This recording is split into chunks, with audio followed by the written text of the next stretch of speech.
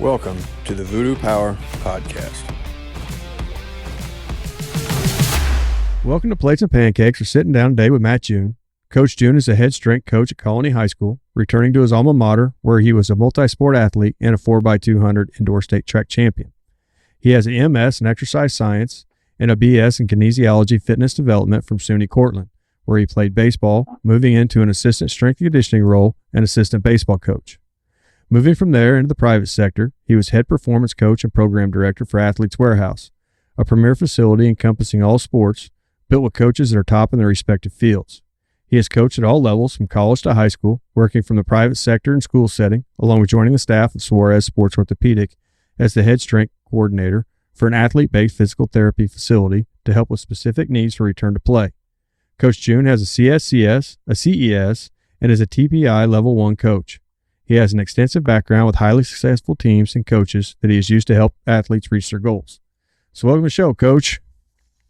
Thanks so much for that awesome intro. I appreciate it. I'm excited to be on here and definitely humbled that you have me on your podcast. No problem, man. I've been keeping up with some of your stuff on Instagram. I've read a few of your articles. It's all really good stuff. I appreciate it. I don't use social media too much, so some of it's good, some of it's still learning. Yeah, it's just a learning process. You put stuff on there with an idea in mind, and sometimes it works and sometimes it don't. It's funny. We at the high school I'm at, we've started an Instagram only to highlight our athletes. And really, from the business perspective, when you see a kid doing a flying 10, everybody wants to do the flying 10. So it's been cool to bring our culture together, and just the power of social media is really amazing. We're using it hopefully for all positive, to educate our athletes, our coaches, and our adults. But it's been pretty good, and it's not perfect. And sometimes we do it as a joke because it's fun. The kids enjoy it.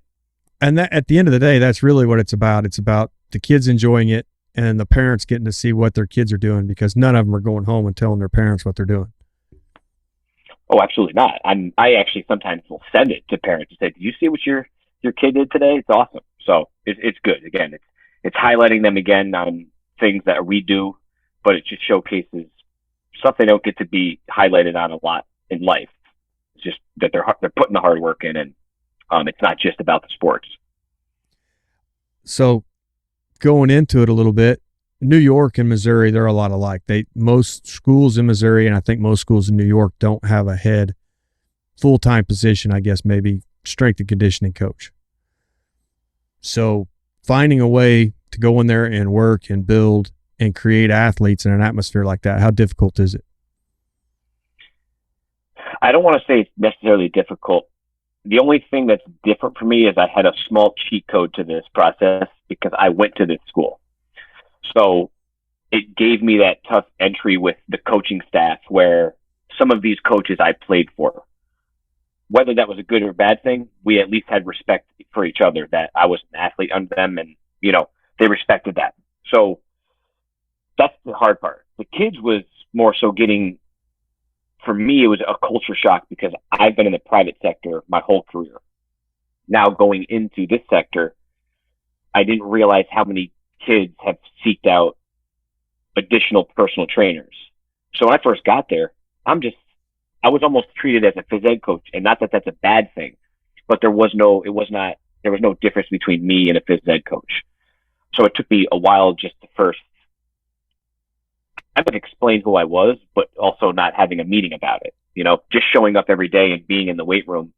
And then, fast forward 2.5 years, now we're starting to see what time does, where the kids get it.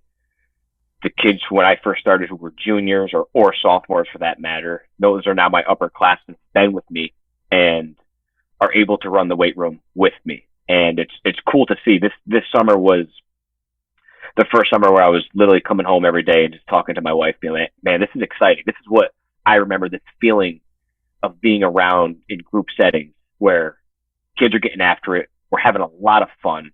We're learning a little bit day by day, but the timepiece is everything, right?" So I'm very excited for school to start, for our fall sports to start, just to see, did it actually transfer to the field, one, right? And just to see what kids can do after given 7 weeks of their time this summer to really just, working for a common goal of really just being better and better at not just sports, but being better humans. So like I said, it wasn't necessarily something where it was more difficult in terms of how do you do it. It was just kind of making sure you show up every day and be persistent with kids because they're just learning this stuff too. And when a new face shows up, this, you have to earn trust, and trust takes time.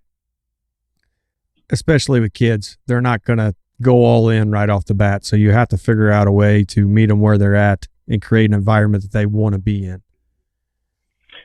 Yeah, and to be honest, the first thing we did was their facility had just machines, just hammer strength machines that I personally love. And it was very tough to get rid of, but we got rid of them and we made it, we turfed the majority of the facility, made some space where we can actually get some things done with big groups. But just that presence alone showed them that someone was there looking after them, because they're like, wow, we have a weight room now. Yeah, you do. You've got one of the better ones in the area, and they're excited to be down there. So that was a big piece, was just that, not just creating an environment for me that is helping our athletes get done what we need to get done. They're excited to be down there because it's new. It's still new to them. Now, figuring out with new athletes, you've got to learn their personalities. They've got to learn yours. How do you walk in and start that process? We're talking about at the high school, like in a high school setting? Yeah, I think college would be a little harder, but at the high school setting, I mean, that's where it all starts, I guess. Yeah, well, and again, I have a little bit in the private and the high school that I've definitely now adapted something different in the high school. Let's just call it when a team shows up for the first time, because right now an in-season team, part of their practice is working out, which is great that we've got to this point. That first intro is very brief on who it is that I am, because we've done a good job of the coaches educating them, like, hey, you're going to Coach June and we're working out. Usually day one, I will start with some level of a game that I deem fun. One of the easiest ones that I've been using is you take a PVC stick or a pipe. Me and you are partners. I drop it right, left, back, or at you, and you have to catch it below your knee or just off the ground. And in the beginning, especially with big groups, everyone's kind of tentative. I swear, I haven't seen it fail yet. Within 3-4 minutes, we have kids diving on the ground. And the PVC game becomes this thing. And I've just used that game and other games similar to that simply just to break the ice in terms of, hey, I'm here to have some fun. And then I'll always explain to them, did you see what happened after 4 minutes? All you guys are now diving after that PVC. You're competing. And I'm like, that's all I want. I want you to have fun. I want you to work hard in here, and I want you to compete. And that's it. That's all that game teaches. And usually some level of either that game or some game like that, I can get that. I want to say easing the tension of this, being comfortable with me and comfortable with what we're doing. And I don't make it military in style. That's just not the way I coach. So usually I try to stay consistent with that approach from day one. Typically it works. That's not always the case, but usually, something like that from the very beginning, just showcasing, hey, I'm not here to yell. You guys have some fun right now. And typically all my warm-ups are like that, depending on the day, where I'm just trying to show them that they can be comfortable. I want them to have fun. I'm asking that they work hard. Now, from the private setting to high school, I would imagine the private setting, maybe those kids are a little more locked in and they're ready to learn and ready to compete, where the high school setting, not every kid wants to be there. There's probably a little bit of pushing from whatever sport coach or whatever it is they have. So how do you go back and forth between the intensity of those two facilities? It's been different learning this right now, because I've just made this transition to be doing both. Usually I'm just in one or the other. So, a typical day like today, I start in the morning with an adult in the private sector, go to Colonie. I've got 3-4 teams. That intensity is turned on, get back in my car, drive back, and get ready for, like you said, some people who are locked in. My approach is still similar, especially when we're talking about our high school, college athletes, or younger. We have some middle school too, where I'll still use some level of a game or something just to start it, and not do a lot of talking at the beginning. Just start having fun. only difference is in the private sector, especially when there's kids involved, there's parents involved. So depending on the setting, I've worked in a couple different settings where parents weren't allowed, parents are allowed, parents are right there so they can hear everything I'm saying. Parents are away from it. So that's a big piece, because if they're close, I want them to be included. I want them to understand what they're doing because they're paying money for this service. But I have to also separate that big time. And that's a big, that's part of the assessment, is understanding who that parent is. And do I have to take the athletes to the other side of the gym, have a combo with how their day's going? But in terms of the intensity and the way that I will treat the setting of the athlete, it's the same. It really is.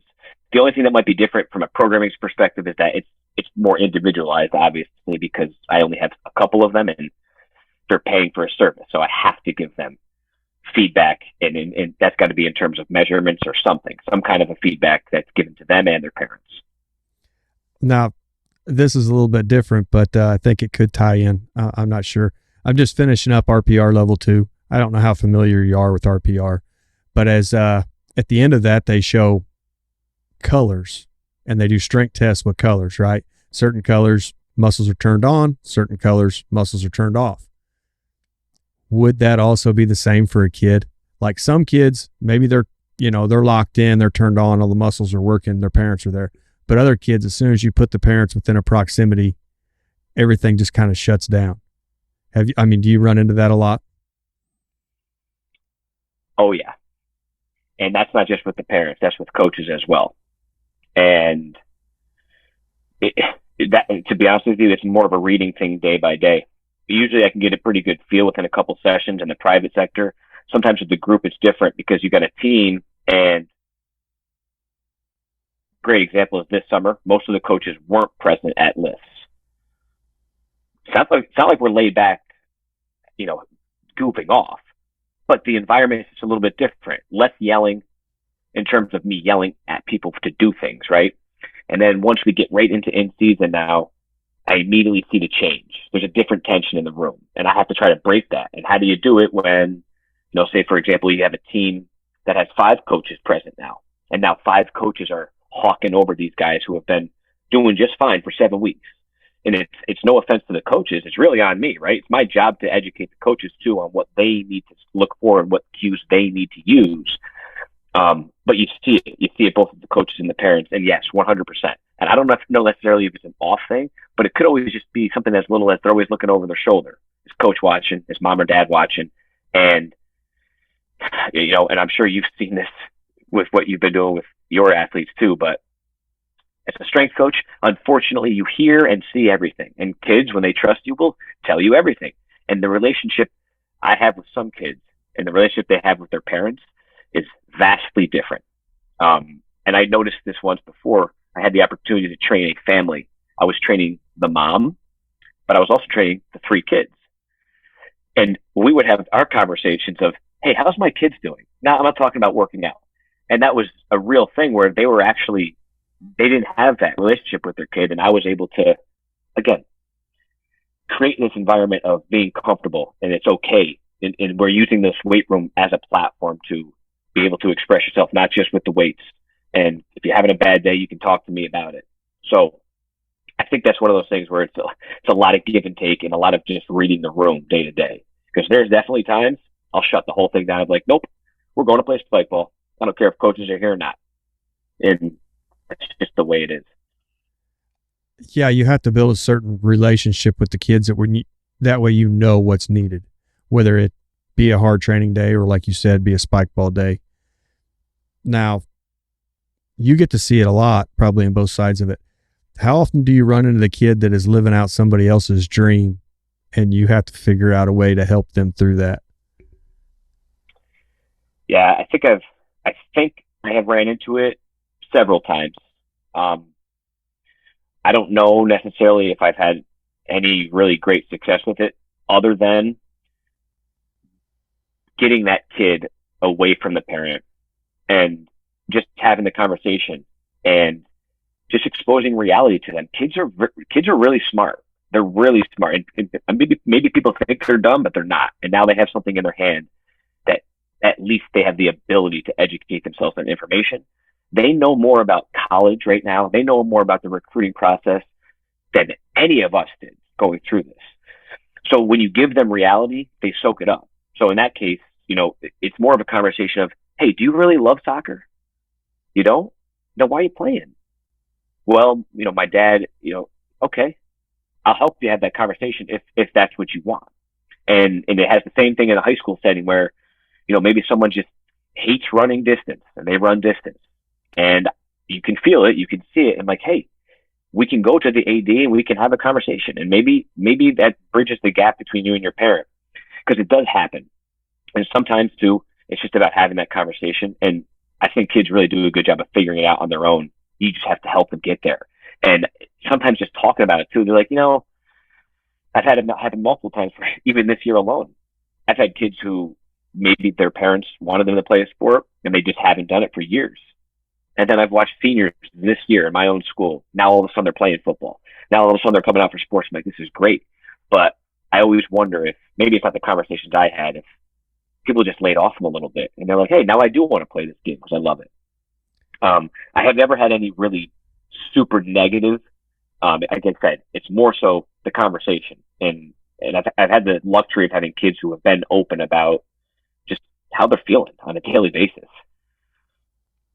Now that's the trick, is to get a kid or an athlete where they will open up to you. So in my experience, you got to give them the creative side where they can express themselves through fun or whatever it is, kind of take some of the censorship off to get around to some of the stuff that's probably really mentally blocking them. I don't know if that's the case for you. I don't know what you've stumbled into. How do you kind of build that? Man, I really wish I had a better answer other than it's going back to being around that kid again and again and again. It's something I'm always telling my coaches. I'm like, you got to be around your athletes. You just don't know them.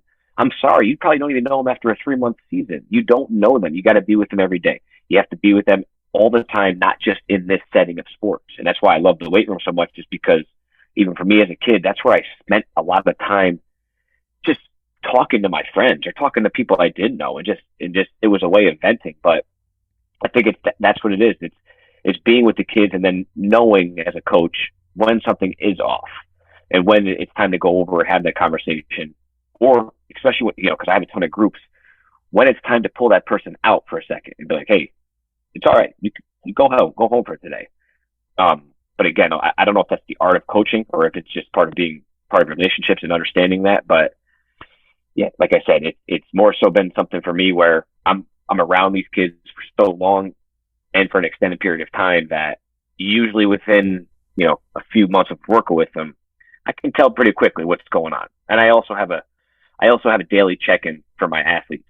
So they have to let me know how many hours they slept, how many meals they had that day, and I give them a overall stress level. And over time, they take it pretty serious, and I can tell right away, okay, well, you answered all zeros for today. Is everything all right, or is it just a bad day? So that's been a way that we can measure it too. So I'm trying to do a little bit of both, not just the coaching aspect of it. They are physically taking accountability for how they feel on a daily basis.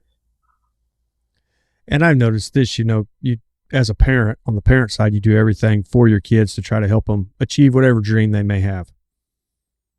But I will never have the relationship with my kids that certain coaches have with them.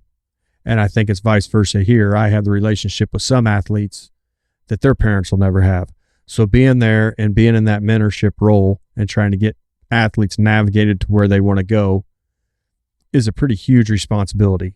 How do you kind of navigate that and help the athlete kind of figure out where they want to go and what they want to do? It goes back for me right to just being real with them all of the time and not hesitating when I don't have an answer, but immediately following it up with, here's 4 more people who I think are a better source for you. And again, the more honest I am with my athletes, it just seems as though it's not necessarily buy-in. They're just going to listen a little bit more because it's been from day one. There's no lying. I could tell them, okay, listen, here's a story from me. They don't care. They just want to make sure that you care about them. And they continue to come with more questions. a story I always tell about this exact topic is during the school year, I don't come in first period. I come in like more midday. And when I would walk in some days, my office is already filled up with, honestly, we had 15 kids one day. My office fits about 4.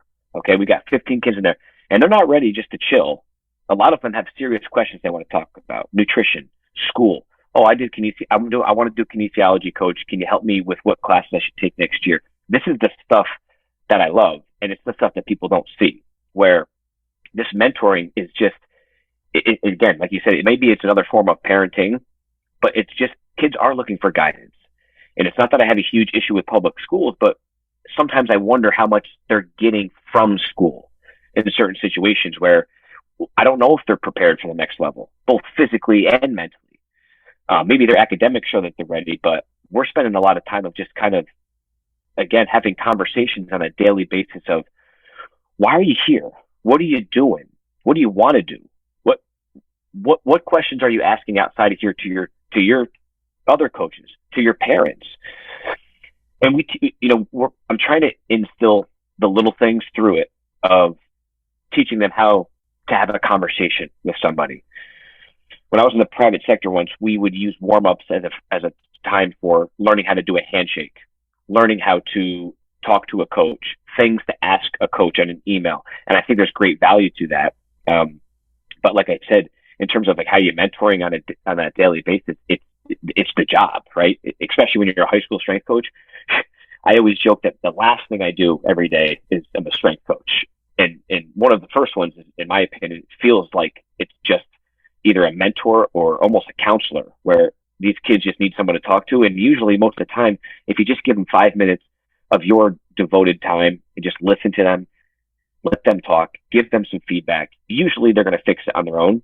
And it's amazing when you let the kids be accountable, because sometimes we treat them 15, 16, 17, 18-year-old kids like they're 4 years old. And I don't. I just refuse to, because they're not going to be prepared for anything outside of high school if we keep doing it. So, like I said, I mentor them with as much reality as I can expose to them. And I try to help them when I can't by finding ways to give them answers or put them in touch with people who are smarter than me. Now, you talked on the school system there a little bit. Let's take that a little higher up. You've got a good background in this. You know, you got an MS, a BS, kinesiology. You've worked through all sorts of different sectors. Only so much can be taught at that school. So what was the shock like when you went into a system where now you're on the floor and you're having to deal with athletes that are right in front of you, not in a book? I'll try not to go on so much of a tangent right now, but SUNY Cortland, I don't know if you're familiar with it. It's, at least in the state of New York, it's one of the better kinesiology exercise science programs. It's a super athletic school. Absolutely love everything about it. But you learn out of the textbook just like everywhere else for the most part, right? And I immediately became an assistant coach for the teams that some of these kids were my friends that I was just friends with a year ago, right? But I'm now coaching them. And one of the first tasks I had was teaching hang cleans to an entire team of 45 kids. Now, I was actually not taught at the time how to properly hang clean. We didn't learn it in school, not in my master's or in my undergrad. We didn't learn how to hang clean. So I'm like, I don't know what I'm doing right now, because I was only an assistant. I'm just following a program. And right then and there at 21 years old, I'm like, I better learn how to modify this really quickly, because this is a team. I'm not going to mention the team. They didn't want to be there as it is. Now I have to teach them to hang clean, one of the hardest movements there is. So that was my first test at it. When I finished my master's, I had been training for a really long time as an athlete myself. I got to be around, even though Cortland is Division III, it's high level athletes. Most of these kids are actually Division I athletes that transferred in, at least for baseball. So I was around really, really good talent, weight room wise. I mean, everybody was just a beast. So you think you had at least some merit in terms of training yourself. And I thought I had the education, right? That's why I went to school, to educate myself on how to do it properly. When I moved to Westchester to work at Athletes Warehouse, as soon as I got on that floor, I knew the last 6 years of learning did nothing to prepare me. And it's no knock on any school or anything. That's just the way it is. And I was there for just under 6 years. Every single day felt like I was behind. I spent more nights just trying to catch up because I'm like, I am not smart enough. And, I was lucky enough to be here alongside 6 other full-time strength coaches at the time. So you get to learn together. But man, did I feel behind, and I still feel behind. And I think it's because of that moment of leaving the school system. When someone thinks, oh, you have a master's in exercise science, they really think that's impressive. And I would always respond now like, no, I had 6 years of learning with 6 other strength coaches every single day. That was impressive, not 6 years of going to school, because I unfortunately learned nothing, and I really tried to learn. And now I love learning more than ever, but it's taken a long time to get to this point where, it's really been experience, and I hate to say it, kind of trying to delete some things that I've learned from college and get them out of my head because they don't apply to the real world, in my opinion. Now you hit on that a little bit more. You were, a college athlete, and then turn around one day and now you're a strength and conditioning coach. Now you're a baseball coach. I watch a lot of young guys. They graduate college, they're ready to coach or teach or whatever, and they go back to the high school they came from. So that puts them somewhat in the same situation that you were in, that now you're dealing with your friends. Now you have to coach and get your friends ready to play, essentially. How do you set that line of, hey, I know we were friends, but I got to coach this? I think I would be much better at it now, but I would say actually from the baseball perspective, it was different. The weight room was I didn't actually train the baseball team in the weight room when I was an assistant strength coach, but coaching my former teammates was very difficult. And setting that line of just the extracurriculars of college and all of that in between, where, being a middle infielder and the person who I just played 2 years together with, and we competed for a World Series together. Now I'm giving him advice on fielding. So most of the time it was more fun.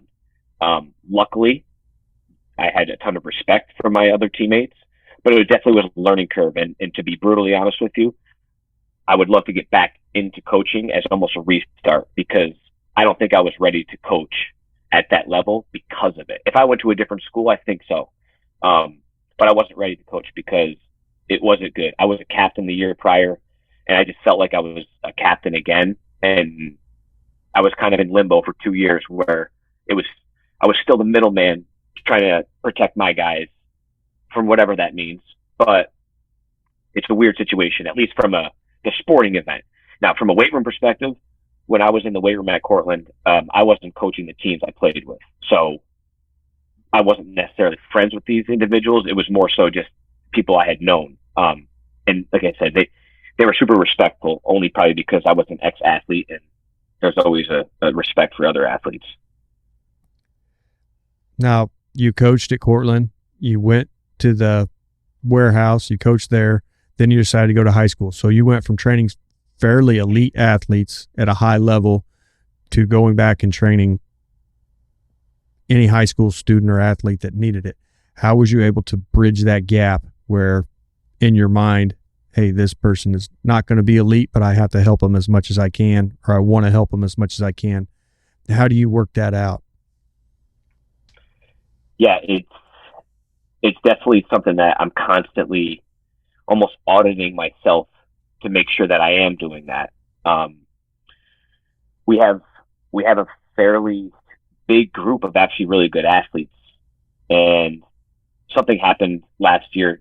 NCAA posted the percentages for each sport, Division 2, 1, 3, of high school athletes going to college. And it was a really cool post, and it's a very enlightening post. And I don't use it all the time because it is scary for an athlete, and I don't want to deal with identity crises just yet. But I am realistic with the parents too. And I think it's also the job of somebody who was at the college level, who understands the recruiting process. I've recruited in college, and I am concerned that we are not only aware of what it takes to be at the next level as an athlete. I don't know if the reality of who we are as athletes is really present in nowadays sports. Youth sports is very different, and I still don't know if I can verbalize what's going on right now. There's a pattern that I think we all see where it's very dangerous for the development of athletes and what that means to be at the next level, whether that's college, whether that's even starting on varsity. But so many travel teams and showcase teams, right? If you don't make the team over here, you go to team over there. But now we think we're entitled to be a college athlete because we played for team whatever and we played in this showcase tournament, or we pay money for this year-round program. So we believe that we're entitled to getting a college scholarship. So going back to the very beginning of what we talked about, it's about being realistic with them. And I'm telling them, like, hey, this is what it takes. Do you know what this takes? And really, we've had some really good conversations with some seniors who they're like, you know what? I don't know if I'm going to play at the next level because I don't want it to be such a job. And then vice versa. Some kids are like, I'm ready. And I'm like, okay, that's good. Now you're starting to think about the reality of what it goes to take at that level.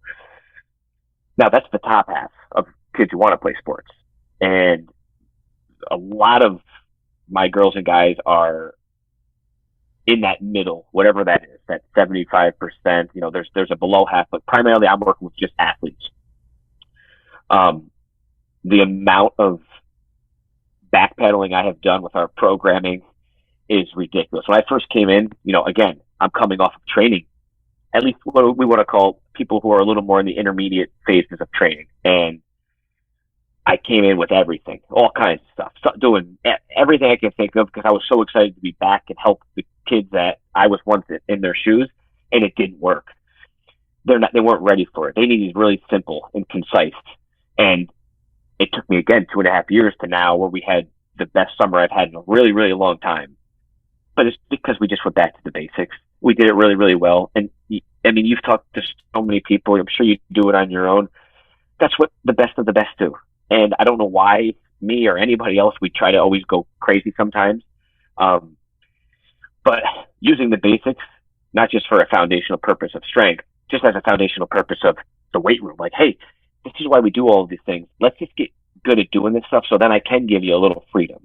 And again, I use this summer as an example because it was a great experiment of showing just doing the basics, but then adding in all the twists and turns of, you know, every strength coach has their own unique way of designing things and having fun with their kids. And that's what we did. But, you know, I think even for our more advanced athletes, it's just keeping the program simple. It's changing it when it's needed. And, you know, I would say there's probably about 5 to 10 athletes that I have at the high school who I do have individual programs for, individualized as if I would be doing it in the private sector. But you know why? It's because they've come to me on their own and said, Coach, I need something. I want to do something a little different. I want my own program. And anytime a kid does that, no problem. Here's your first 3 weeks. So those athletes that want it, they'll come get it. It's in all aspects. You know what I mean? If they want to be at the next level, they're ready. And when they're ready to come to me with whatever they need from me, I'll provide what it is that I can. But like I said, for the most part, we're in the standard high school strength training, and we have fun with it, and we understand why.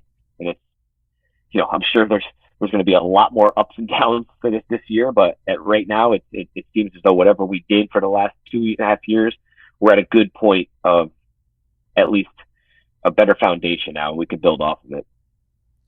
Now, we were talking about that a little bit this week, getting ready for it, and you were talking about 3 weeks of consistent training has kind of been a new experiment you've been running with athletes and adults. So in that 3 weeks, what are you looking for? I mean, obviously consistency, but after that, what falls into place? Yeah, so I think I started doing this probably, you know, in 2020, 2021 when COVID was happening, and so many people were just texting me about, hey, can I get this workout? I need a workout. And I was just giving out free workouts left and right. So over the last 2, maybe 3 years, same thing happens. I still get from friends, from adults, from coaches now that I work with, and from our athletes where I want a program. Okay. Then you have to come sit down and meet with me, or we have to have a phone call. And most do. So I'll give them my time. I basically do a free assessment or at least asking questions of what it is that we wanted to get done, your goals, and I'll write a 3-week program, however many days they want. I don't think I've had one person complete all 3 weeks of every single day of every single set and rep. So my experiment has failed again and again and again, because the experiment is showing me is that maybe the people who keep asking me for this are not ready, or they really just don't care that much. Because I'm different 3-week programs, individualized. Every exercise has a video attached of how to do it, every set, every rep. And the way I design the workout is I give them 3 columns to write in their weights. So they think maybe I don't look at it, but I'll look. And I'm like, okay, well, you missed days 2 and 3. You're not on week 2. So to this date, I've probably been doing it, like I said, for about 2 to 3 years. I haven't had anybody complete all 3 weeks in a row without any interruption. So nobody has earned weeks 4, 5, and 6 yet. And, some kids will get a blanket program, and I'll change things here and there. But my point is if I can't figure out a way to get kids to figure out how to do 3 weeks on their own, and it's their program, some are paying for it, right? That's the private sector. But even so, for the high school athletes, they can come down and work out all day long for the most part in the weight room, and they get to see me after school. And the fact that we can't complete 3 weeks, to me, is just showing that, A, I'm not doing my job of educating on how important this is, but also if they can't do 3 weeks of working out, what else can't we do? How's our sleep? How's our nutrition? What's our life like? Why do you think you're not playing great? So it's also an experiment too, is that for me, from the psych aspect, it gives me a way to assess a kid just over those 3 weeks. How can you miss this? Why did we do this? And it's very easy to start to see, well, maybe you just don't care that much. And I'm hoping maybe there's a better plan for me to maybe show why I'm giving you 3 weeks, because I want you to prove to me and yourself that you can do something for 3 weeks. I don't care if it's working out or not. Like I said, I haven't had anybody complete a one-on-one. So now some of that programming, I would imagine you're trying to find what piques that athlete's interest. That's why you have them in. That's why you talk to them. How are you kind of able to evaluate what's needed through a conversation and where you're wanting to head with the workout program? Well, at the high school, the nice part is that I'm with those kids still. So a lot of these kids are kids that I've been training. So I could see some certain things. And like I said, the only kids who have approached me are usually the ones who are fairly athletic, are pretty good movers, and are coming to me because they want something that's going to prepare them for the next level. So that's the starting point, right? And most of the conversation is all of the other aspects that I don't know how much people ask as strength coaches to their kids, where I'm saying, okay, do you like sets or reps? Do you like to do things for time or not? Do you like to lift heavy or not? Do you like to sled or do you like to squat? Do you like to lunge or do you like to deadlift? Do you like chin-ups or pull-ups? And the way this conversation always goes, we lay out the whole program together, and I'm telling them, hey, I want to give you this because, say you're a senior, you're going to have 1 year of programming if you stick to this, and you're going to be able to look back and see all these exercises. And I also have under each day a note section, and they're required to give me feedback. So, the girls are much better than the guys with this, and they'll just say, hey, I hate that exercise. Great, let's get rid of it. Hey, that exercise bothered my ankle. Let's get rid of it. But usually that conversation is more about the psyche of how they like to train. Some of them, coach, I want to be done in 30 minutes. Some of them, coach, I want to do two days. Okay. One of the ones I got this summer was, I want a workout strictly to build my back muscles. Okay, no problem. But so that's how I'm building. I'm kind of building more so what I've seen from a movement perspective and from the general high school perspective, and then just tailoring it to them. So they have some autonomy in their program, and they're building it themselves. And like I said, for me, it's very exciting because that's what I love to do. I'm trying to teach them so that they don't need to go to a personal trainer outside of here, or they can go work out on their own and be confident in what they're doing and understanding why they're doing it. And like I said, although I'm being negative in terms of nobody's completed 3 weeks, the kids who have been doing it have been doing a great job. They just haven't completed 3 weeks. And it's just hilarious to me that we can't get 3 weeks of training done. And maybe, like I said, maybe it's on me for not checking in with these athletes, but at the same time, it is a free program that is theirs for life. It's their program. So now you hit on it there a little bit with your notes section and stuff like that they're writing down. So do your athletes track themselves? I know with technology and stuff like that, coaches are starting to track more of what their athletes are doing. It's great. But at the end of the day, if the athlete doesn't have a record, they don't have anything to fall back on. I know that's hard in a big setting, but how do you handle that? Yeah, this is definitely an area that I failed again and again and again, because when I was in Westchester at Athletes Warehouse, we had all of the cool stuff: Traineroic, Team Builder, Exercise.com. We had all of these platforms, so I was able to test them all out. And I kept coming back to Google Sheets. I don't know why. Just kept coming back to Google Sheets. Every time I'm like, Google Sheets is better. It's just easier for me from a group setting to get everyone on board. So here we are, years later, and we use Google Sheets.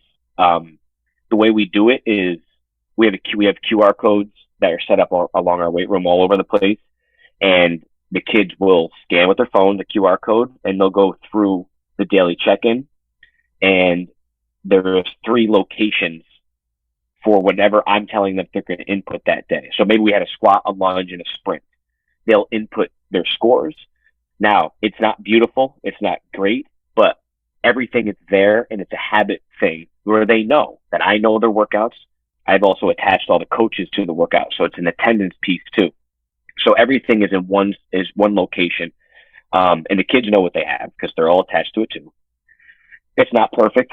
The first time around last year, I tried doing everything by myself on a computer, and epic fail. It's just I couldn't do the job of being on the floor and just being present. I'm walking around with the computer trying to type numbers in, or having kids type numbers into my computer. Things get deleted. I'm like, so this is what we've been using right now. We're back to Google Sheets.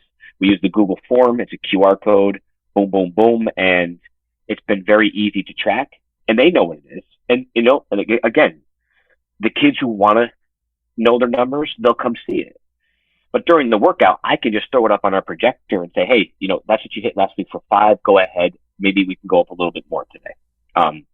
So it's not perfect, but at least it's a record. It holds them accountable. And again, for me, I care about the weight on the bar sometimes, but more from an injury perspective. But I do care about the sleep and the nutrition and the stress input. So that number is, to me, the stuff I'm caring about, because now I can go, these kids are so used to doing it by now. If the whole football team says that they haven't eaten the meal, they sleep for 4 hours or less, and their stress level is down, well, I can say, hey, coach, I think they might need a day off because this is what your whole team is reporting. So again, it's not a perfect system, but right now it's at least some level of a measurement, and it's all there. It's never going anywhere. It's going to save forever on that Google file. Yeah, we're pretty low tech here. I think everybody has Dollar General store notebooks, but I love it. And they every night when they're done, they all sit down, they all write in their notebook. And the one thing about that was, I've had kids go on to college, and they come back and get their notebooks because they're like, I don't feel as good now as I did at this part of my training. So I want to know what I did so that I can adjust. It's low tech, but they actually seem to like the notebooks. They can do it fast. I mean, obviously everybody's got their own situation, and I have a very small room, so that works. But I kind of wondered on that. And then I think from all the tracking you do, you probably can see burnout starting to come. You were just kind of hitting on that. So what are some ways that you combat burnout with athletes? Yeah, this is again, it's one of those ones where I'm actually referring to a lot of my friends in this field who have been doing it longer, and just try to get different perspectives of what they see and how they measure it, because it's tough, right? The kids now know that I'm tracking this stuff. So are they going to be honest? Don't know. Most of them seem to be pretty honest, and it seems as though I have the relationship with them. But from the measurement standpoint, I don't have enough data yet to tell you, hey, I can definitely pinpoint it via this. I can definitely pinpoint it via when I see you walk down the stairs. I think my relationship with most of them, I can tell pretty quickly what's up. You've seen the same face, the same kid walk down the hall, right? Walk down our stairs into our weight room every day. I've seen him move for 2 years now. You can see, you can see what's going on. And the way I'm combating it is, again, I keep going back to it. It's a conversation first. Trying to find the source of the problem. The nice part is I have coaches that can help, and I have an awesome staff around me at the school. And we have an awesome athletic trainer. We have awesome administration. So from a staff perspective, they see it too. So I'm not alone. Sometimes I have definitely felt alone in this field in certain parts where it's like, I don't even know where to begin with something like this, but I've got a group around me that can help. The thing I keep trying to help is I'm trying to educate the adults and the coaches. And sometimes that's not easy. Like I said, I played for some of these coaches, right? I walked these halls as a kid, and I'm still the kid there. Even though I'm 33 years old, I'm still the kid. And, it's tough to see anything different. So when I'm talking to an adult or an ex-coach of mine, it's tough. That conversation is built on respect. But when I'm saying, hey, listen, I think they're burnt out right now, I don't know. I don't know how that's going to be taken. But if I could talk to a parent and say, hey, listen, your son or daughter has been playing year-round sport. They also play 3 high school sports, and you're wondering why they're in pain. Did you look at the full calendar year? And I'm trying my best to just give out free information. Like I said earlier, our Instagram is used for education. So I'll repost things so that the parents can see it too. Because they're in the same boat. They're just trying to do what's best for their kids. But if you can't educate them, right? I try to educate kids on nutrition all the time, but the parents buy the food, so it doesn't matter. It's the same thing in this perspective. I can tell the kid all the time, hey, listen, I don't think you need to go to that soccer game tonight because you just practiced and worked out and you've had school and you have homework and you haven't slept. No, parents have to go to this practice. If I could talk to the parents, which is, the next step in this stage of being at the high school, first was to build the culture. Now that we have culture, maybe I can start to have on Saturday mornings, all right, parents of this high school, we're going to go over burnout. And I haven't figured out the best way to speak to them, but usually, in the private sector, the easiest way is I can talk to the parent. In the group setting at the high school right now, it's starting with the kid. And like I said, hopefully in the future as a staff, we can start helping educate on all of this stuff and have just parents look at what their kids are actually doing on a daily basis. Because I don't know if everybody feels what a kid feels right now. I don't know if they know what that day is like. I do, because I see it all day long, and I'm like, I think they're all burnt out, and there's something to that. Yeah, that's a really big topic that I don't know gets taken into consideration. Everybody takes their piece from them. This coach, this teacher, however the family dynamic is, everybody's taken. But at the end of the day, it takes a special person to see what's needed to put back into them so that they're a balanced human. Yeah, and I know there's a lot of good strength coaches that do it, but in my situation, I really never got out of being a kid. I went to college, I played ball, I coached, I was still a kid. I got right into training kids. I've been a kid, I'm still a kid, and I think it helps in terms of I can relate to them. Kids know BS real quickly, and they know when someone's being honest with them, and being able to just not just relate with them, just be honest with them. Say, no, I still do that, dude. I still do that. I feel what you're feeling. And I advocate for them when I can. And I speak up for them when I can, because my job is for them. And, I've had verbal issues with adults here and there because maybe they have a problem with something, but guess what? I really don't care, because I can relate to them. I was in their shoes. I was an athlete. And it was way easier then than it is now. And like I said, the only reason I know the knowledge is because I never left it. I've been in the field since the day I left college as a kid. And then I went into a field just to start training kids. So I've seen the pattern now. This is my 12th year in the field of a strength coach. And I've seen the same pattern get worse and worse and worse and worse and worse. And being in the high school it's really interesting. And I could probably just continue to talk about what I'm seeing on a daily basis, but I was in the school. Nobody sees what's going on in the school unless you're a teacher or a phys ed coach who's there. Parents don't know. I ask the kids every day, did we learn anything today? What are we doing in school? I'm trying to teach them about having a why and a purpose, and they come to me, Coach, why am I going to this class? I don't have a great answer for you today. If you didn't learn anything and it's not helping you in life, I don't know, bud. I'm sorry. I don't know why you're going to that class.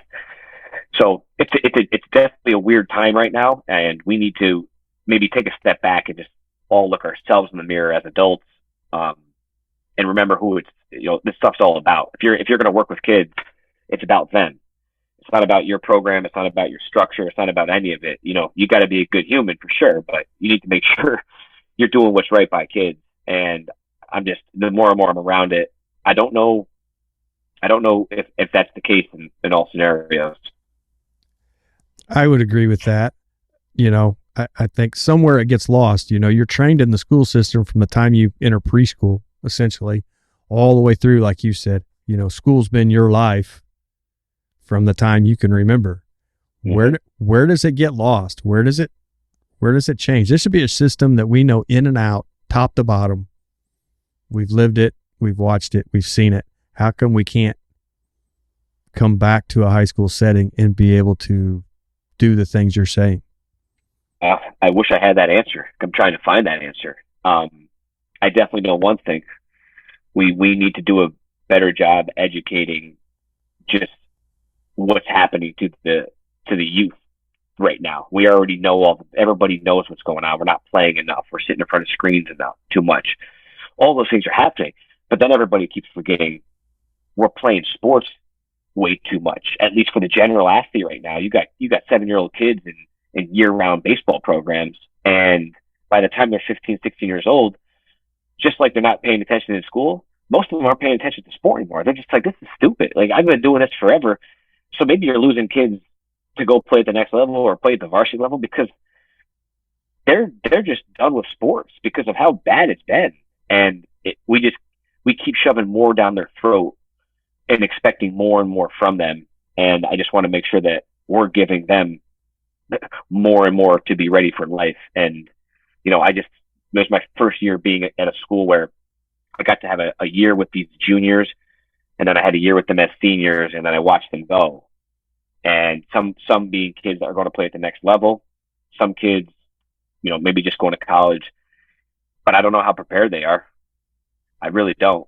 And it is concerning, because, as you know, when you put your passion into a population or whatever it is that you do for work, it's tough knowing that there's some things you can't control. And that's kind of how I've changed my thought process where, in the weight room, I'm controlling it. My tone of voice, I'm controlling it. The way I'm communicating with kids, I'm controlling it. But outside of here, we can only do so much. You know what I mean? You can't go home to everybody's house and try to give a presentation to the parents. But there definitely needs to be some wide scale stuff. The way my philosophy has been at Colonie is, hey, you know what? And to our staff, we have a chance to change our district. We can do that as a whole if we all do it. There can't be one person just trying to speak this way. So, and like I said, I wouldn't be there if I didn't have a great staff around me. So it's one thing for us. It's super positive, and we're already seeing a little bit of a change because you have a lot of like-minded individuals under the same roof. Now, another thing I've seen with athletes, and I'll try to see how you combat that, is they have an impression or they make an impression on a coach or teacher or whatever it is, and then that student athlete evolves, but the idea that they left on that teacher or coach didn't. And so they don't really know the kid. They just know what impression they had. How do you kind of break down some of those barriers? Because you get to see them change every day. A strength coach, I think, gets an insight into kids that most don't. You get to see them evolve and become who they're going to become, while some coaches and stuff like that never learn that. How do you break down those barriers to help the athletes? Yeah, I think it goes about just being present on the daily basis. I haven't been at this high school long enough to have the 4 years with a kid. I'm excited for it. I'm trying to be patient with it, but now I'm starting to look already at that opportunity of going, okay, now I can finally have a long-term approach for these kids, and just being with them on a daily basis. Now I've got to see a 2-year change with some kids, but a lot of it, like I said, is more the relationship building in a 2-year period. At least what I've seen for the last 2 years, where now that I've gained trust, now we can have those conversations. Now when bigger things happen, hey, I got an offer from this college, or this is going on in life. Once you have the trust, you can talk about anything, right? At that point, it doesn't really matter. So in terms of like watching them evolve, I think it's definitely one of the things that's celebrating all the positives for sure. Hey man, you just hit that PR. Hey, look, see all that speed training? Now you're the fastest kid in school. Highlighting those things is big. Even though social media, everybody has an account and they're showing what they're doing, I don't think kids get highlighted enough anymore. You know what I mean? It's just like they get shoved into this, everybody's doing the same thing. And I try to make at least a point with my colony athletes and with my private athletes to highlight them on the social media, make a big deal. And in terms of the other sides of it, when they're working on their downs, well, that's part of it. And that's when you just gotta, sometimes just let them vent it out to you, let them have a bad day, and just, I don't know. I mean, I'm a very new parent right now, but I'm already seeing in the future, like, all right, now I know I'm going to handle that situation. Or, it's more so for me, just trying to be open-minded to all the situations, because there's things that go on at home all over the place that we just don't know. And to be honest with you, sometimes it's a lot worse than what I had a great life growing up. I had great parents. Not every kid has great parents. And we have to look so much further than the weight room. Again, I keep coming back to it. The weight room is just a place. It's just a place where we can get a lot of this stuff done. And when the kid who maybe has a rough home life and he's going through this evolution of, getting better and getting better and getting better, when they leave, whatever, me or whoever that it is at the high school, and they go on to live a better life, that's all we can ask for, and the thing that I'm trying to leave the biggest impression on them is, you don't need to get it done right now. I want you to be healthy for the next 10 to 100 years of your life.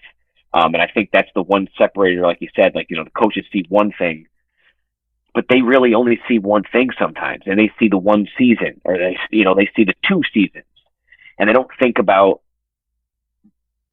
they think about one day. They're not thinking about 4 years of, this specific population that we're talking about, of a high school kid. And, it's such an important time. And I always use this quote of why I got into the field of being around high school kids is, even though I had great parents, I needed someone like myself to come back in the future to help me out with the things that I didn't know how to articulate, or ask questions that I didn't want to ask my parents, right? Any 16-year-old kid doesn't want to ask their parents stuff. So it's all of those things. And like I said, being able to relate with them and just, showing up every day and understanding what your role is.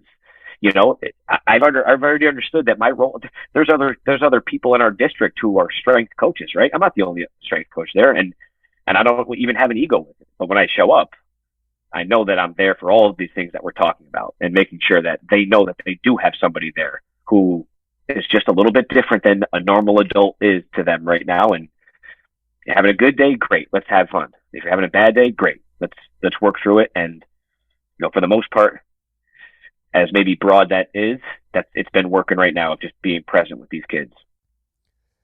Now, to go in a little lighter direction, I've heard other coaches talk about this, and then me and you had talked about it a little bit, but bringing spike ball into the gym, and what kind of benefits are you seeing from allowing kids to play spike ball?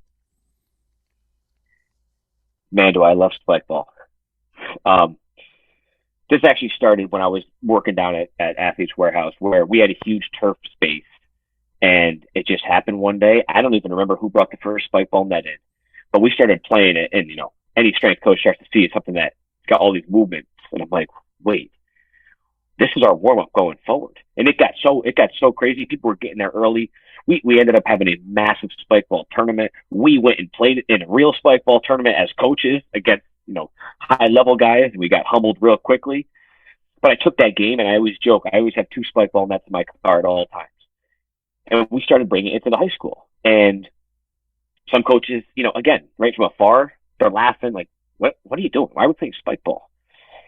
So towards the end of the year up here, it starts to get nice at the very, very end of our year, of the school year.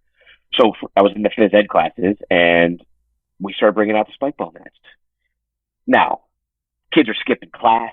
All things are happening, but there was so much positive to it. You had people coming out, and I was seeing more effort playing spike ball than I had seen all year. So I said, oh my God, I'm going to start bringing this to our warm-ups. Bringing it to softball practice, baseball practice, soccer practice. And we're literally just setting the nets up, and I'm saying, okay, it's real simple. You're playing games to 7, as hard as you can, move on, winner stays on, whatever it is. No necessarily a tournament, but when you start to videotape spike ball as a strength coach and start to take pictures, you're like, oh my gosh, I'm never doing another dynamic warm up ever, because they're in it. And at least at that level, like we talked about, we're not talking about high level professional athletes right now. We're talking about kids. And it was such an interesting thing, because I'm like, wow, they don't have fun all day long. They don't have fun. This is fun. And for me, I'm like, okay, well, it risk reward. There's not a ton of risk in spike ball. At least there's not a lot of sprinting, other than kids maybe stepping on my net and breaking it. We're all good. So it just is one of those things where, and I've seen a lot of people using the spike ball game, but I think there's so much value into actual development too. Because you can see really quickly, like, well, that's an athlete. They're just going to figure it out. And then there's the other piece of it where a lot of the times I'd like to challenge kids with just, hey, we're going to do something hard today. Or I'm going to teach them a new game or drill because I want them to try to just do something different. And the kids who would like, oh, I don't want to play spike ball. I'm not good at spike ball. I hate spike ball. What is this game? And it's another interesting piece of it where it's like, hey, I'm just asking to play this game as a warm-up. We could easily go right back to doing this dynamic warm-up that none of you guys care about anyways. So it's been a teaching point on that point too, where sometimes I'll have to bring them in. I'm like, guys, we don't have to play this game. This is something I'm trying to let you guys know that there's other ways to warm up. But if half the team is going to go do their own thing, and half the team's going to do this, then we'll throw it right out. And we don't have to have that combo too many times, but it is another piece of it where it's like, hey, this is for you guys. This is not for me. Unless you guys need me to play, this is for you guys to get after it. You just sat in the chair for 7.5 hours. Let's go warm up for 30 minutes, play some spike ball, then go focus on your practice after this. So just a lot of benefits from it, and it's never going away. Whether coaches like it or not, we're going to play spike ball as warm up all the time. Kids love it. And it gets that competitive juices going. I don't know that it would necessarily have to be spike ball. Anything competitive where they get to go at each other and it really doesn't count for anything other than being the best, maybe brings out something different in them. Oh, absolutely. I mean, one of the things I realized real quickly at least with our population is it's got to be competition based. Our workouts have changed so much where there's, especially in season right now, if I only have a team for 30 minutes, where we start making teams and it's either a relay race, but we're still doing the workout, running, farmers carry, sled pushing, bench pressing for how many reps you can get per time. So just using the basics of strength and conditioning, but making it competition based. And, it's such a big point too, because I just think our level of competition and how we compete has definitely changed over the masses, where I don't necessarily know if we don't know how to compete, but we definitely don't compete that much against each other. You know what I mean? Unless that's on the video games. But for the most part, any type of competition, we know what comes out when we bring it, but they don't have a chance to compete all the time. And sometimes it's not happening at practice. So I completely agree. And we've brought competition elements into all aspects of our training. Now, knowing a little bit about you train pretty hard. You train like an athlete. You're available to play spike ball or whatever your athletes want. Why is that important to you to stay locked in and connected and in shape and work out with your athletes? I really think it's so important. And it's, like I said, it's one of those things where we're not friends. I'm the coach, your guys are the athletes, but when a kid sees a coach put their cleats on and join in what's going on, and you see them giving 100%, sometimes it's a teaching moment, right? Want to play pickup basketball? Okay, I got my basketball shoes. Let's go. I'm not out here trying to stuff freshmen, right? That's not the point. The point is, though, I am going to teach you how to go up and down the floor, and I'm going to teach you without opening my mouth at all. Or if you guys don't know how to open your mouth on defense or offense, I'm going to teach you how to do that. I've been an athlete my whole life. It's pretty much how I identify as a human. That's all I know. I'm not good at a lot of other things, but being an athlete is something I've only done. So being able to help kids understand how to play games, how to work as a team, that's huge. But also, too, when your coach is doing the same work you're doing, that means something to them. And I don't love to always work out with them because sometimes I can miss something if it's a big group, but I will work out with them once in a while. You know what I mean? Or there's nothing makes me happier than when someone calls me out. We had it over the summer a couple of times where a kid was like, well, coach, why don't you just do it with us? No problem. Let's go. And I always remind them, anything that I ever program, I've either done it or I'm literally going to do this workout too, just to remind myself what you're feeling. And for me, that's just how I coach. I'm not saying it's the right way. I just relate to kids more when I can feel what they're feeling. Oh, you're on rep 20 right now. You feel it here. They know that you've done it. And there's a lot of BS in this field. And like I said, part of my mission is to be real. And imagine if your strength coach isn't in shape and can't sprint. You know what I mean? To me, it's almost scary to not be an athlete. And now being a new parent, I'm going to make sure that I'm in great shape, because I come from, like I said, great parents where both of my parents remained active. And that's where it started, where my dad is 60 years old and he still comes, plays pickup basketball with my friends. And it's impressive. And I have that, you know what I mean? And again, he's been a mentor for me, but I want to now give that back to other people. There's nothing better than watching, a coach join in with you. And like I said, I enjoy doing this stuff. So when the kids want me to play, I'm all in. Love it. Now, you've had a chance to work with some pretty high-level athletes, some women's pro lacrosse players, some pro distance runners, some things like that. How have you been able to help them and then dose it down enough that you can go back to the setting you're in now and have that benefit your athletes? Yeah, there's a lot to that, but just picking up right where we left off with the last part of this conversation, where the women's lacrosse player is one of the biggest teaching moments of my career. This is someone who high level at the college level is still a pro to this day. And at one point I was basically substituting to coach her one day because one of the other coaches was her primary. And we're going through the program, and I got to train her another time. It's just a feel thing, right? It's just me and a pro, and I'm like, I'm not offering what I can offer this person. And I'm like, one day I just said, what do you need? I'm like, because the energy's not here. Like, you're giving 100%. You're a pro. Like, work ethic was never an issue for her. And she's like, we got to work on this. I got to work on dodging. Oh, okay.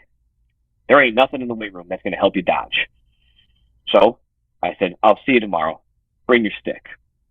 I went out and I bought boxing glove pads, and I played defense on her. I said, you got to teach me about this game, because I don't know that much, but I know enough about defense and movement that we can start doing this. And for a full year,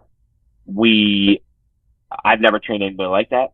I still haven't to this day. I've only trained her like this, where I actually would work out with her, but everything I did was programmed off of her. Our conditioning, our dodging, and she taught me so much about what it is to just look at the person in front of you and give them what they need. And as a strength coach, again, maybe that's where it started, where I'm like, oh, well, I know I can do a better service to this person by literally doing it with them and showing them defense, not setting out cones and blowing a whistle, playing full-blown defense. In our philosophy, we always joked, I'm like, hey, listen, I'm not the greatest athlete, but if you can beat me, I think you're going to be able to beat most.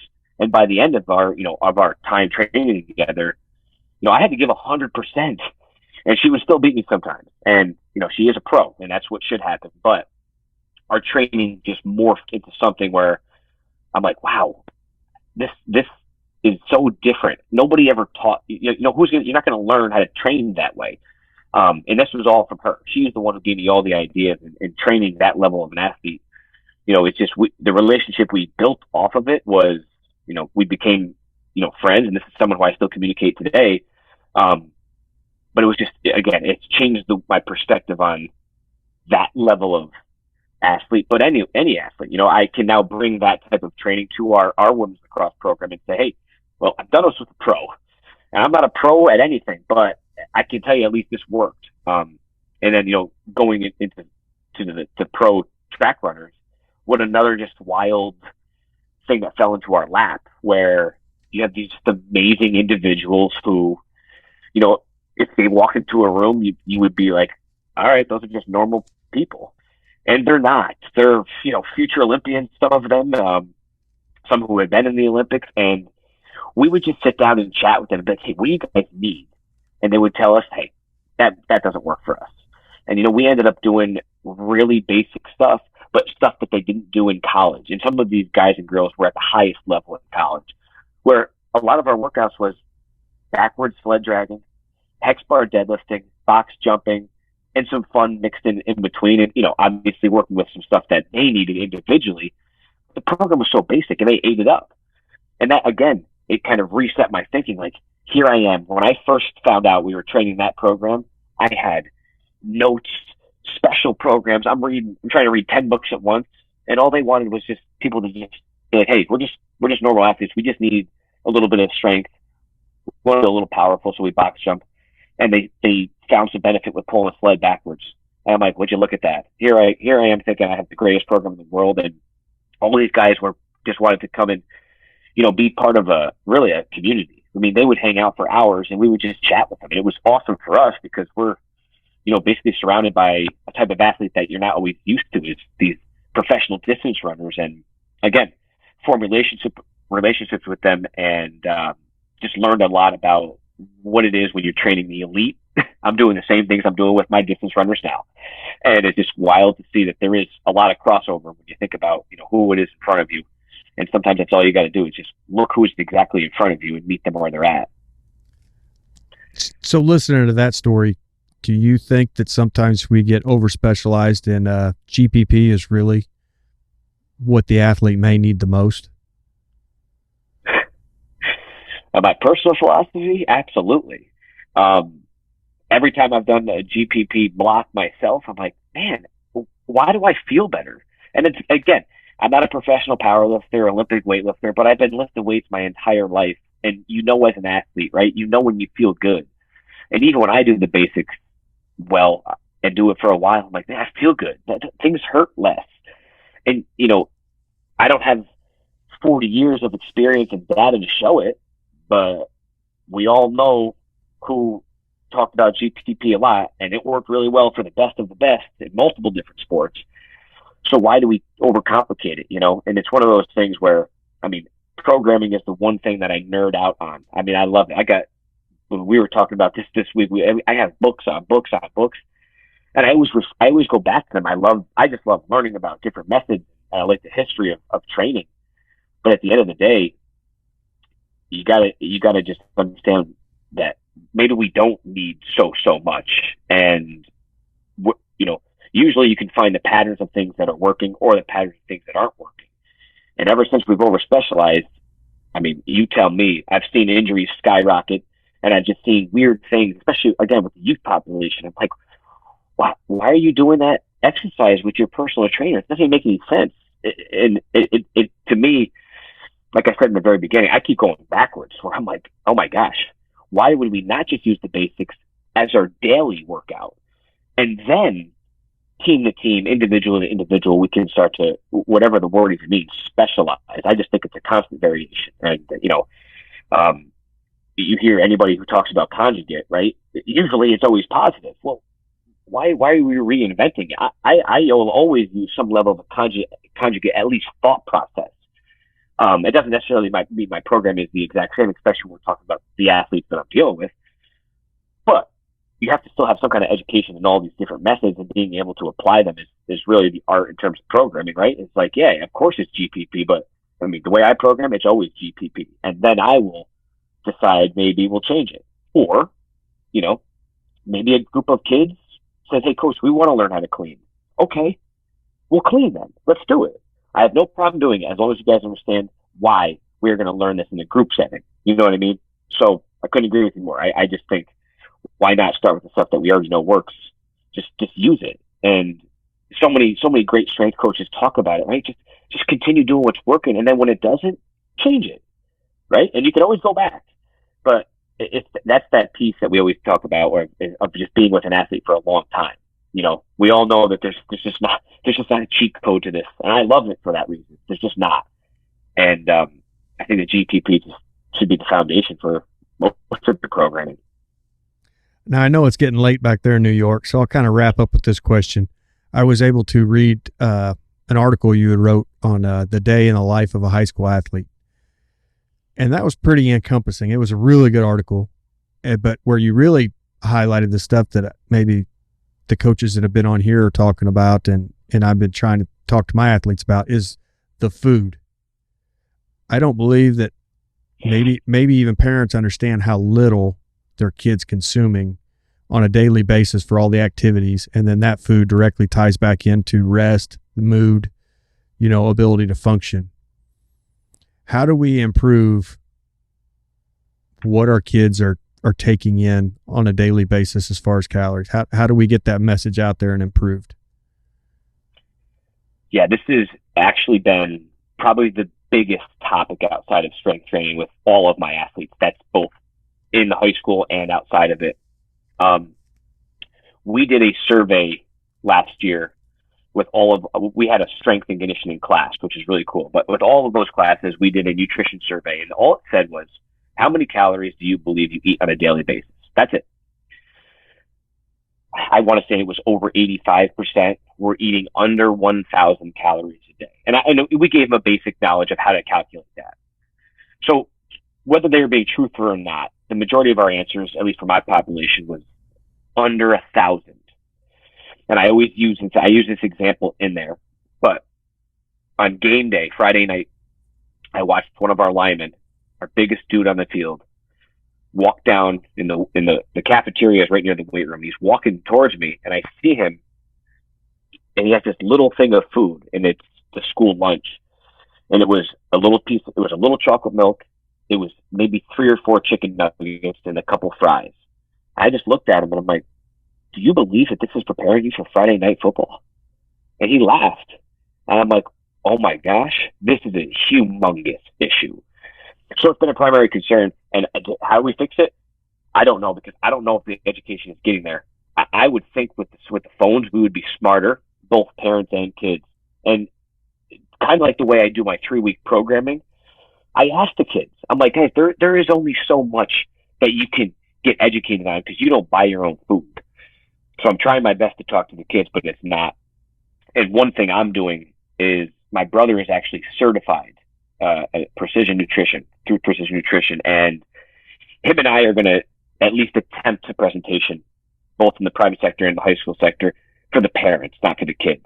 Because I think you're right. I don't think they understand how bad it really is. And I don't think they understand how bad it affects them, not just off the field. I think they don't understand how the development issue, and in school, right? We would have so much better all around with the kids if they just at least had some level of understanding of what's going in their body and how much. But it's tough because, we just had double sessions here, and kids are coming down in between double sessions, and they got a Ziploc bag of goldfish and a Ziploc bag of zebra cakes. And I'm like, well, you guys didn't pack that. Your parents did. To me, that's really interesting. There's enough information out there that as parents, you should know a little bit better, in my opinion. And I'm not saying it's easy. Like I said, I have a baby. I don't have a 15-year-old kid right now, but you have to understand it. And we have been, as a staff, trying to harp on not nutrition, right? Not just saying nutrition is important. I'm giving them specific things to do. So the one thing we've been working on is overall calories for the day. And I even said to them, you know what? I don't care about the quality. I do care about the quantity right now. And that's probably the only time I'm ever going to say it. But I do care about how much you're eating.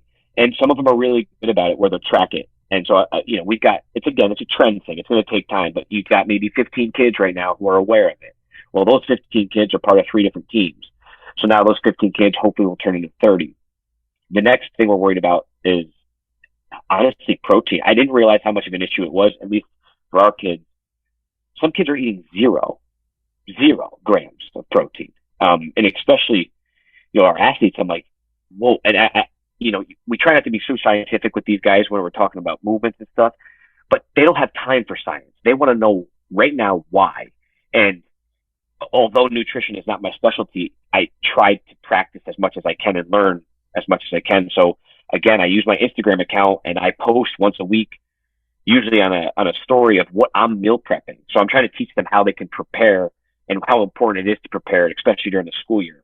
And then just, again, trying to give them easy things to abide by, where our school day ends by 2:00.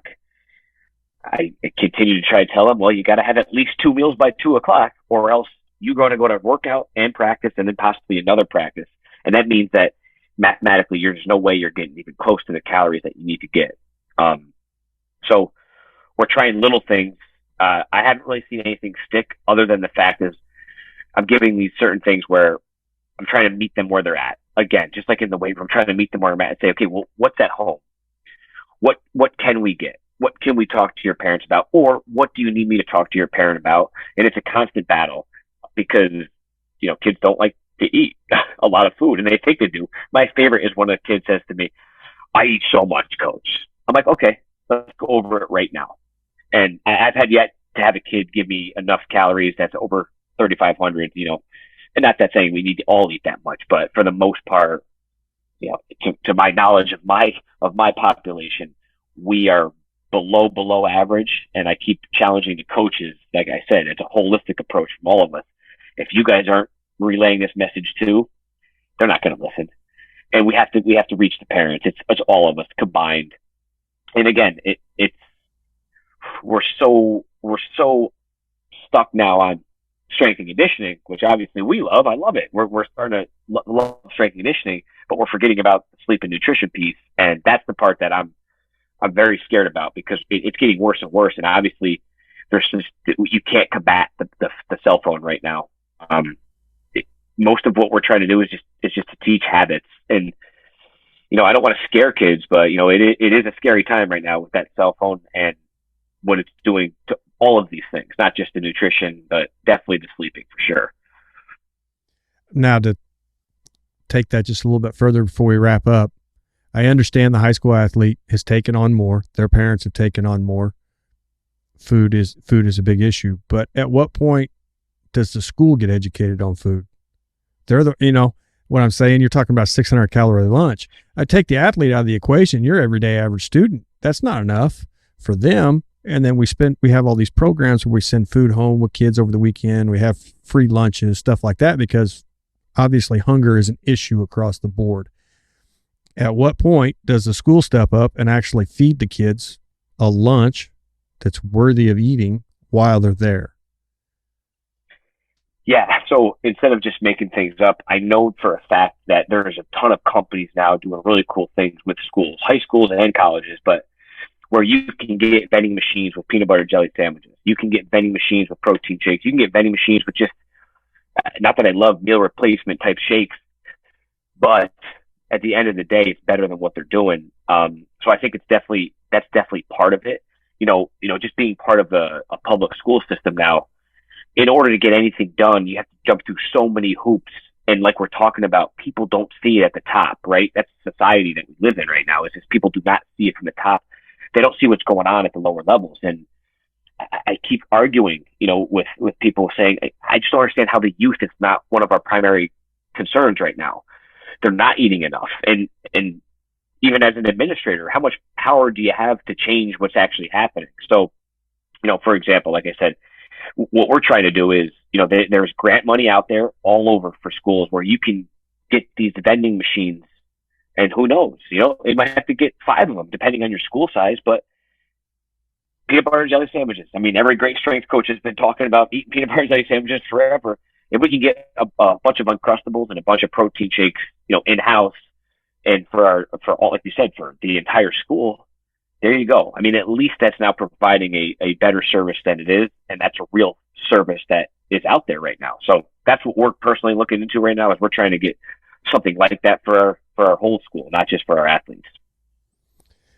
Well, Coach, I appreciate all the time. We covered a lot of ground. We went all sorts of different directions, and you answered all the questions, and you hung in there, and I appreciate everything you've done. Yeah, thanks so much. I appreciate you having me on, and I tried my best not to go off on too many tangents. That's okay. Sometimes that's where the good stuff is, Yeah. Going into the future, if you need anything from me, man, please let me know. I appreciate all of your time. Oh, thank you. It was great talking.